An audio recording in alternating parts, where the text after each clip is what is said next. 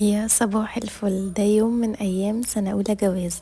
الفلوج ده كان المفروض ينزل بقاله كذا يوم، بس انا كنت ناسيه على الموبايل بصراحة، فقلت انزله بقى النهاردة بقى عندي مناسبة، فكل حاجة لازم تمشي بسرعة جدا جدا، ولازم اخلص قبل ميعاد المناسبة.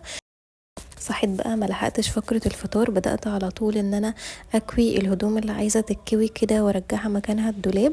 وبعد كده بقى كان عندي شوية ازايز عايزة تتملى، فمليتها ودخلتها التلاجة سريعا كده. وبعد كده بقى كان عندي الحمد لله بواقي اكل، فما عملتش اكل بقى النهاردة، اكلنا بس بواقي الاكل كده عشان كمان ما كناش فطرنا. فخلصنا الاكل بقى الحمد لله.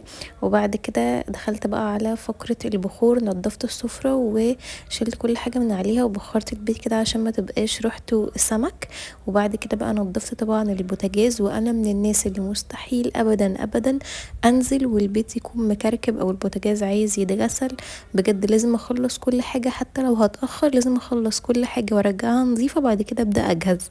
خلصت بقى وما كنتش عايزة بصراحة احط ضوافر، حطيت بقى النيل بولش ده عشان بعالج ضوافري حاليا عشان متبهدله. وعملت بقى كوبايه شاي حلوه كده، عشان طبعا لازم اشرب شاي بقى بنعناع كده بعد السمك.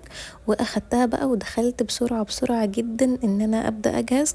وانا من الناس اللي مبحبش احط ميك اب على وشي كتير بصراحه، بحب دايما بشرتي تبقى نظيفه ومترطبه وكده، فبتضايق قوي لما بحط ميك اب كتير.